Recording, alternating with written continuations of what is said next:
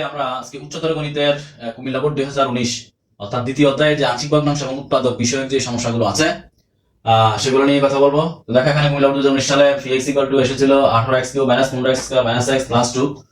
তো এখানে দেখানো হচ্ছে যে দেখো ক তে দেখা যে 2x + 1 px এর একটি উৎপাদক এবং খ তে হচ্ছে px কে এত এত দ্বারা ভাগ করলে ভাগশেষ একই থাকে, তবে প্রমাণ করো যে এত। আবার গত দেখা আংশিক ভগ্নাংশ, এখানে উৎপাদক এবং আংশিক ভগ্নাংশ দুটি বিষয় এখানে অন্তর্ভুক্ত হয়েছে। তো বিষয়টি আসলে একটু গুরুত্বপূর্ণ এবং একটু জটিলতাও আছে। তো ভালোভাবে একটু মনোযোগ দিয়ে দেখো, নিশ্চয়ই প্রশ্ন তোমরা খাতা লিখে নেবে।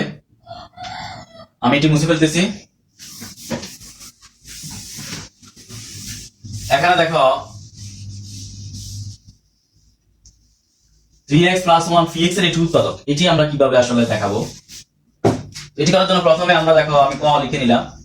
ক লিখে এখানে যে ফাংশনটি দেওয়া আছে px = 18x³ - 15x² - x + 2, তো এই ফাংশনটিকে আমরা এই 3x + 1 এটির সাহায্যে আমরা এটিকে সিদ্ধ করার চেষ্টা করি। যেমন এরকম, আমরা সাধারণত যদি এটি রাশির উৎপাদক যদি এটি হয়ে থাকে, উৎপাদক হওয়ার অর্থ হচ্ছে এই রাশিটিকে আসলে বিভাজিত করলে, ক্ষুদ্র ক্ষুদ্র অংশে বিভক্ত করলে এই ধরনের ছোট ছোট অংশ পাওয়া যায়। তো এতে কি হয়, আমরা উৎপাদক যখনই হবে তখন আমরা একটা কাজ করি, সেটা হচ্ছে ধরো এটিকে আমরা 0 ধরে নেই।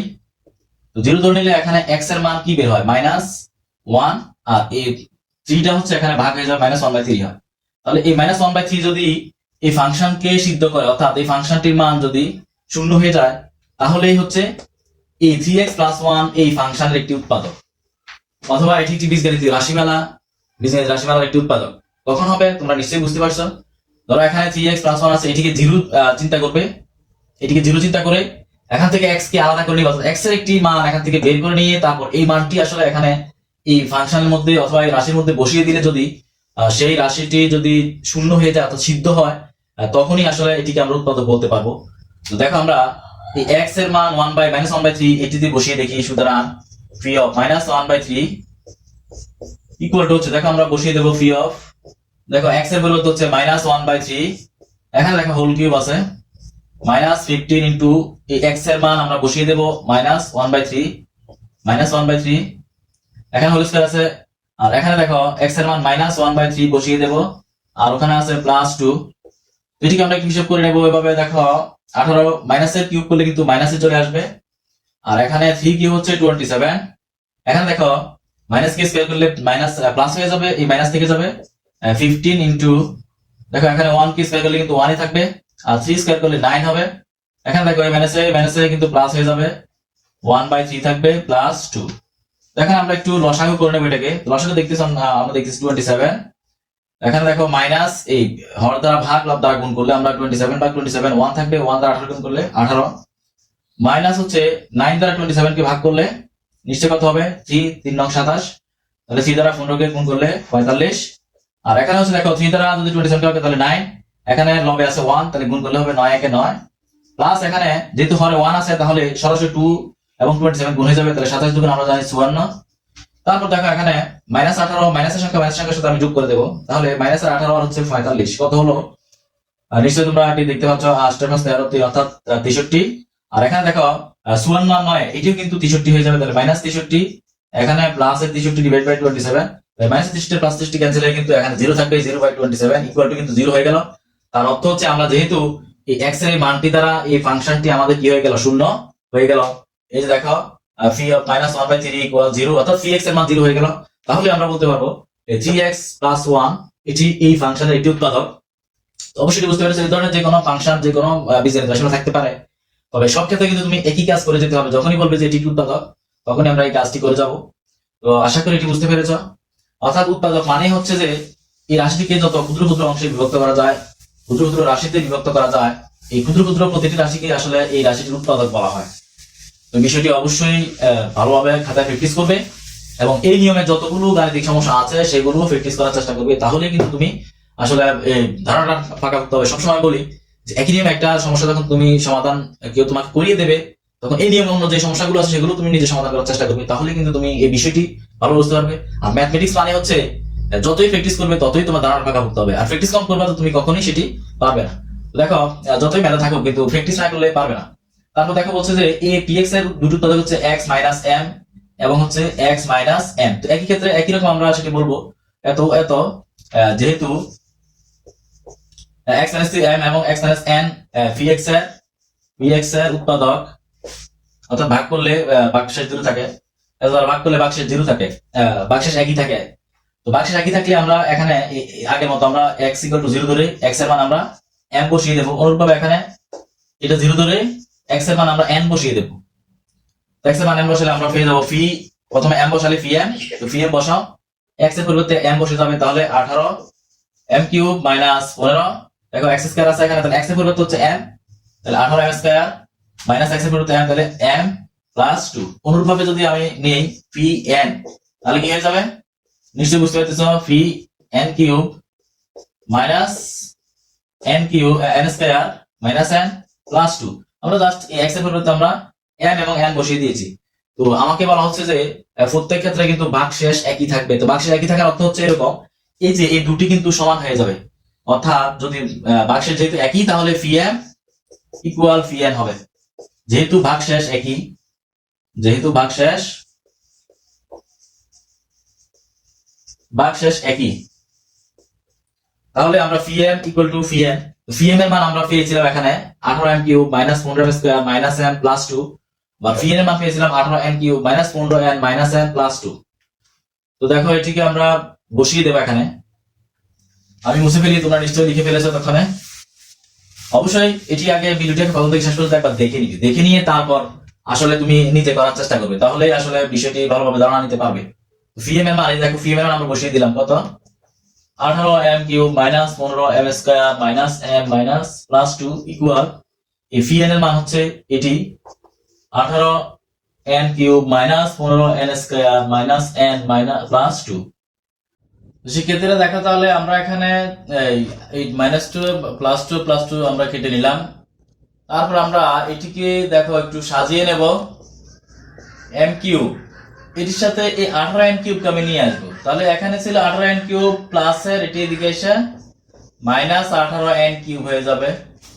দেখো এখানে 15m স্কয়ার আছে মাইনাসের, এদিকে আছে 15n স্কয়ার প্লাস এর, এটাকে আমি এদিকে নিয়ে আসলে মাইনাসের আছে, এটি প্লাস হয়ে যাবে এদিকে 15n স্কয়ার।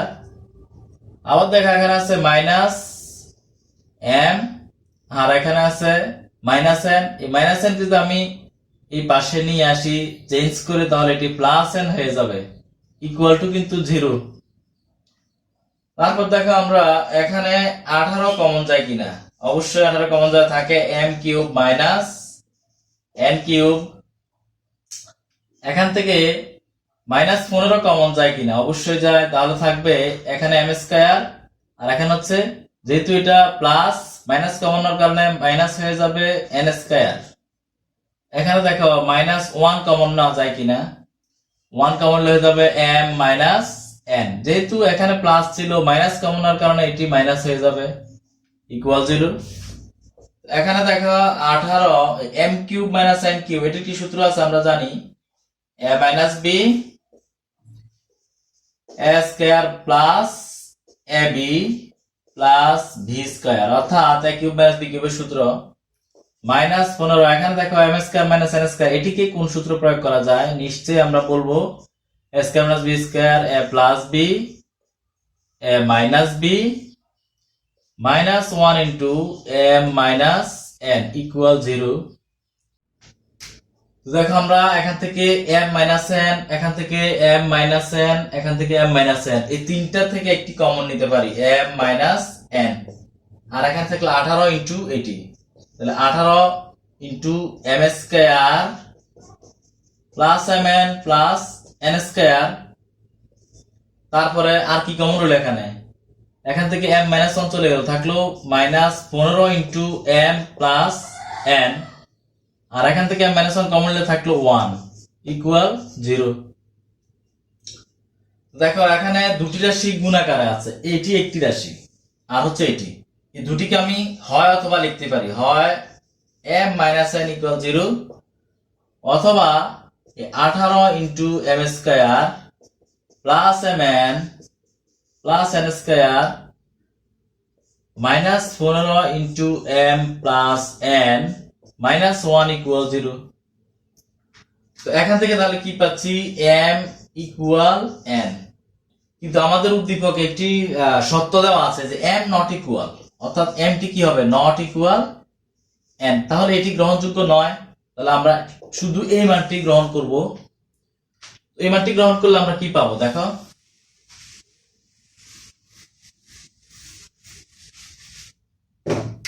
এখানে হলো 18, আমি এটি গুণ করে দেবো, 18 into M square M N N square কে গুণ করে দেবো, তাহলে 18 M square plus 18 M N plus 18 N square.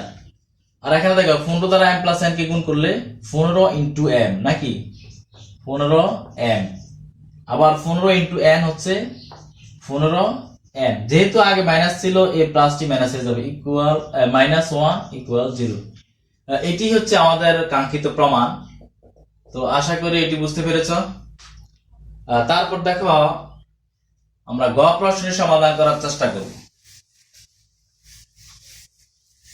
এটি আসলে একটি লেন্দি, অনেক বিস্তৃত একটি সমস্যা, নিশ্চয়ই তোমরা এটি বুঝতে পেরেছ।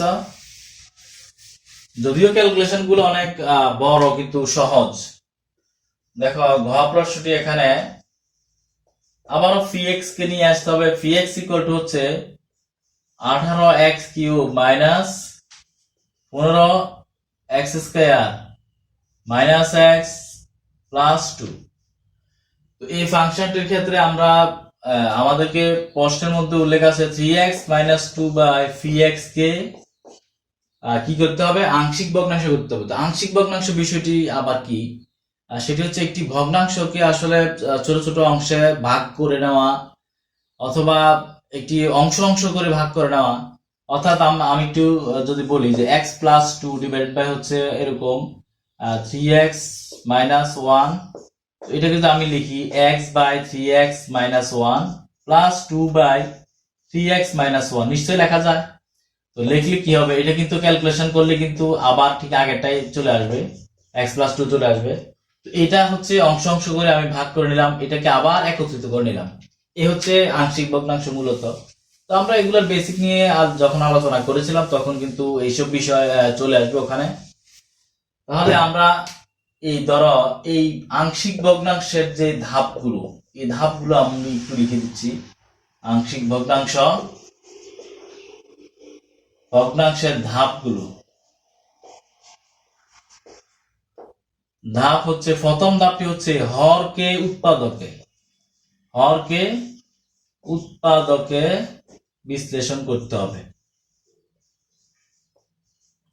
হরকে উৎপাদকে বিশ্লেষণ করবে।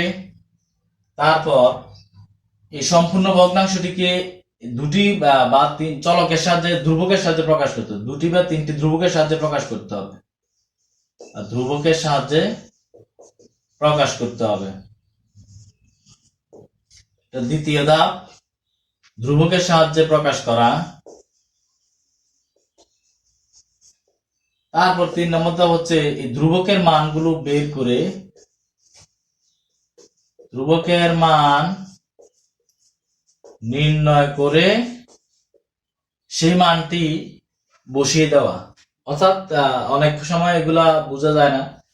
আমরা ধাপগুলো প্রথম ধাপটি আমাদের কি ছিল, হর উৎপাদক। তো এটি হচ্ছে তার হর ফি এক্স। আমরা কি লিখতে পারি, 3x minus 2 divided by phi x. তো ফি এক্স হচ্ছে কত, 18x cube minus 15x square minus x plus 2। তো এটিকে আমরা আলাদা উৎপাদক করে নেব। তো এটিকে উৎপাদক করতে হলে আমরা এই যে হরটি আমরা উৎপাদক করতে চাই, তাহলে আমরা কি করব দেখো, এদিকে দেখো, এখানে হরের যেই উৎপাদকগুলো আছে এগুলো আসলে বসিয়ে দিতে হবে। আমরা এই হরের x এর মানগুলো বসিয়ে দেখব, যদি 1 বসায় যদি 0 হয় তাহলে এটি একটি উৎপাদক হবে, অর্থাৎ এটি x এর একটি মান হবে। যদি 2 বসালে 0 হয় সেটি একটি মান হবে, যদি 3 বসালে 0 হয় সেটি একটি মান হবে। তবে এই ভগ্নাংশটি, এই উৎপাদকটি একটু ভিন্ন রকম। এখানে এই x এর মান মনে হয় -1/3 বসবে। তাহলে দেখো -1/3 বসলে এটিকে আমি ফি এক্স এ লিখি, তাহলে ফি এক্স ইকুয়াল টু কত হবে, 18 into -1/3 whole cube minus 15 into -1/3 whole square minus into minus 1/3 plus 2, তাহলে কি হলো 18 ইন্টু দেখো এখানে এই মাইনাস কি হয়ে যাবে, এটি 1/3 হোল কিউব করলে মাইনাস হচ্ছে 1/27, আর এখানে দেখো এই মাইনাসের 15 থেকে যাবে, থাকবে এখানে 1/3 দিলে 1/9, আর এখানে হচ্ছে মাইনাসে আর মাইনাসে গুণ করলে প্লাস 1/3 প্লাস 2 ইকুয়াল হচ্ছে লসাগু আমরা করে নেব 27, এখানে থাকবে হর দিয়ে বা লব দিয়ে গুণ করলে মাইনাস 18, এখানে থাকবে মাইনাস ধরো 9 দিয়ে যদি 27 কে ভাগ করে দাও 3 3 15 45, এখানে 9 3 দা এই 27 কে ভাগ করলে থাকবে 9, তাহলে 9 একে 9 প্লাস এখানে যেহেতু হর 1 তাহলে কত হবে, নিশ্চয়ই এখানে এই 2 দ্বারা 27 কে গুণ হবে, তাহলে 27 দুগুণে 54, এটি হিসাব করলে দেখো কত হয় 18 মাইনাস 18 45 হলো প্লাসের, তাহলে এটি হয়ে যাবে মাইনাস 63, আর এখানে প্লাসের 9 প্লাসের 54 হয়ে যাবে প্লাস 63 ডিভাইড বাই 27, নিশ্চয়ই 0 হয়ে যাবে, মাইনাস 60 প্লাস 60 ভাগ করলে 0 হয়ে যাবে, বিয়োগ করলে 0 হয়ে যাবে, তাহলে লবে যদি 0 হয় তাহলে 0/27 ইকুয়াল 0, তাহলে আমরা বুঝতে পারতেছি x এর মান একটি মান হচ্ছে -1/3, তো -1/3 হলে এটি আসলে কিভাবে আমরা এটিকে উৎপাদক হিসেবে প্রকাশ করব, গুণ করে নিবে হর দ্বারা গুণ, এই যে দেখো এখানে এটি আছে ভাগাকার, এটি গুণ হয়ে যাবে 3x ইকুয়াল হচ্ছে -1, অর্থাৎ 3x এই -1 এর দিকে চলে আসলে +1 হয়ে যাবে ইকুয়াল টু 0, অর্থাৎ 3x + 1 একটি উৎপাদক। তো 3x + 1 কে আমরা এখানে যেহেতু চলকের পাওয়ার হচ্ছে 3, তাহলে এখানে চলকের পাওয়ার 3, তাহলে এই যে এখানে তিনটি উৎপাদক হবে, তো এই ক্ষেত্রে আমরা এটিকে তিনবার লিখে নিতে হবে, একবার এই দুইবার এই তিনবার লিখে নিতে হবে এভাবে। লেখার পর একটি টেকনিক এখানে অ্যাপ্লাই করবা, ধরো এখানে এটি দ্বিতীয় লাইন, এটি হচ্ছে প্রথম লাইন, আমরা এই উৎপাদকটি আগে করে নিচ্ছি, ধরো তাহলে 18x³ এখানে আছে, এখন 18x³ থেকে কত কমন নিলে 3x থাকবে, 18 থেকে অবশ্যই 6 কমন নিলে 3 থাকবে, আবার x³ থেকে x² কমন নিলে x থাকবে, তাহলে 18x² থেকে যদি আমি 6x² কমন নেই, 18x³ থেকে এই রাশি থেকে যদি 6x কমন নেই তাহলে এখানে 3x থাকবে।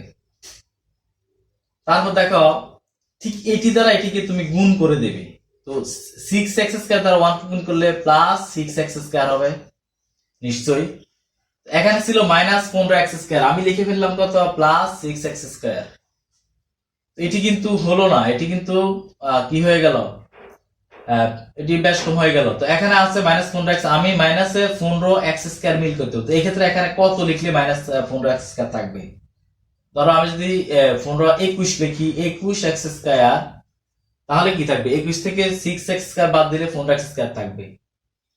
আশা করি আমি ব্যালেন্স করে নিলাম, এটি বুঝতে পেরেছো। তারপর দেখো এই রাশি থেকে কত কমন নিলে 3x থাকবে, -21x² থেকে কত কমন নিলে 3x থাকবে, নিশ্চয়ই তুমি এটাকে যদি আমি 7 দ্বারা ভাগ করে নিই 3 7 21 হবে, আর x² থেকে x নিলে x থাকবে, অর্থাৎ 21x² থেকে 7x কমন নিলে 3x থাকবে, ঠিক এটা দ্বারা তুমি এটাকে গুণ করে দেবে, তাহলে -1 দ্বারা -7x গুণ করলে -7x, তাহলে আমরা এটিকে এখন ব্যালেন্স করতে হবে, অর্থাৎ এটিকে এখন মিলিয়ে নিতে হবে, এখানে আছে x, আমি লিখলাম কত 7x, তাহলে বেশি লিখলাম কত, অবশ্যই বেশি লিখছি, এখানে যদি আমি প্লাসের যদি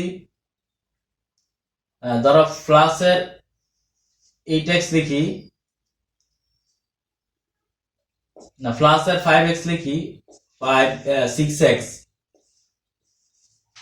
প্লাসে 6x লিখলে 6x থেকে 7x বিয়োগ করলে নিশ্চয়ই -x থাকবে, আর এখানে +2 বসে যাবে, তারপর এইগুলো থেকে আমরা অলরেডি কমন নিয়েছি, তারপর এখানে এই দুটি থেকে আমরা যদি 2 কমন নেই তাহলে আমার থাকবে 3x + 1, দেখো 3x + 1 3x + 1 3x + 1 তিনটি থেকে একটি কমন নিতে হবে, 3x + 1, আর এখানে থাকলো 6x², এখানে থাকলো -7x, আর এখানে থাকলো +2,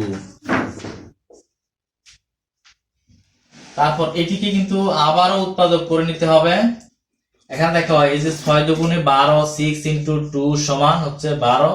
তো 12 কে যদি আমরা উৎপাদক করে নেই, দেখো এখানে কি হবে 6x স্কয়ার, আমার মনে হয় 3 4 12, যদি আমি -3x নেই, -4x নেই,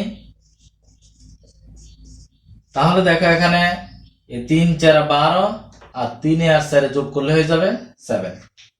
এখান থেকে আবারও কমন নিয়ে নিতে হবে।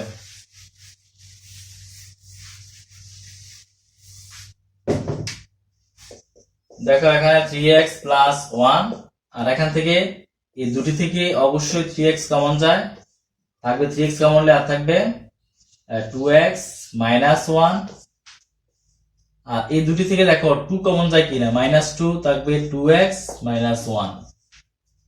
তো দেখো এখান থেকে 3x প্লাস 1, এখানে 2x মাইনাস 1, 2x মাইনাস 1 থেকে 2x মাইনাস 1 কমন নিলে আর থাকবে এখানে 3x, এখানে থাকবে -2। এই হচ্ছে উৎপাদক। আসলে এই উৎপাদকটি একটু লেন্দি। তো দেখো আমরা px এর উৎপাদক পেয়ে গেলাম। এই উৎপাদকটি আসলে একটু জটিল। তো দেখো এখানে আমরা তাহলে আমাদের লবে ছিল 3x 2, আর px এর মান আমরা পেয়ে গেলাম হচ্ছে 3x 1, আর হচ্ছে 2x 1, 3x 2, এটি। তাহলে আমাদের প্রথম ধাপের কাজ হলো, এটি হচ্ছে প্রথম ধাপ, হরকে উৎপাদক। অনেক সময় হরকে উৎপাদক করে দেয়া থাকবে, অর্থাৎ উৎপাদক আকারেই থাকবে, সেক্ষেত্রে কিন্তু আর উৎপাদক করা লাগবে না। যদি উৎপাদক আকার না থাকে তাহলে এরকম উৎপাদক আকার প্রকাশ করে নিতে হবে। তারপর আমরা দ্বিতীয় ধাপে চলে যাব। দ্বিতীয় ধাপে আমরা কি করব, দেখো আমরা ধরে নেব বা মনে করি 3x 2 divide by 3x plus 1, 2x minus 1, আর হচ্ছে 3x মাইনাস 2, এটিকে আমরা ইকুয়াল টু ধরে নেব। এখানে কয়টি উৎপাদক আছে? 3টি। তাহলে এখানে 3টি চলক ধরে নিতে। দেখো এখানে 3x 2 3x 2 কেটে দিতে পারবে, আর কি থাকবে? তাহলে উপরে 1 থাকবে আর নিচে থাকবে 3x প্লাস 1, আর হচ্ছে 2x মাইনাস 1। এই ভগ্নাংশকে আমরা অপশনকে করে ভাগ করতে হবে। তাহলে আমরা ধরে নেব ইকুয়াল টু হচ্ছে দুটি উৎপাদক থাকলে দুইটি চলক ধরে নিতে, দুইটি ধ্রুবক ধরে নিতে হবে, x a by 3x plus 1 plus b by 2x minus 1। তাহলে দুটি উৎপাদকের ক্ষেত্রে আমরা দুটি ধ্রুবক ধরে নিলাম a এবং b, অর্থাৎ দুটিকে আমরা হর আকারে রেখে দিলাম, আর উপর হচ্ছে এই ধ্রুবকটি আমরা ধরে নিলাম। তারপর দেখো এখানে আমরা এখন এই রাশিটি উভয় পক্ষে গুণ করে দেব। ধরো এটি সমান হচ্ছে এত, তাহলে উপরে আছে কত? 1 ইকুয়াল টু এই 3x প্লাস 1 2x মাইনাস 1, এটি গুণ হয়ে যাবে ওইদিকে। তাহলে a into 3x plus 1 2x minus 1 divide by 3x plus 1 plus b into এটি গুণ হয়ে যাবে 3x plus 1 2x minus 1 divided by এখানে কত আছে? 2x minus 1। এই দেখো 2x minus 1 2x minus 1 cancel, আবার এখানে 3x plus 1 3x plus 1 cancel. তো কি রইলো? ইকুয়াল টু হচ্ছে 1 ইকুয়াল a ডিভাইড বাই হচ্ছে কত? এই যে 2x মাইনাস 1, আর প্লাস b হচ্ছে b সাথে কত রইলো? 3x plus 1। তো লিখে নাও। তারপর দেখো আমরা এখন এখান থেকে দ্বিতীয় ধাপের কাজটি হচ্ছে আমরা এই a এবং b এর মানটি বের করে নিতে হবে। তো a b এর মান যদি আমি বের করে নেই তাহলে কি হবে? দেখো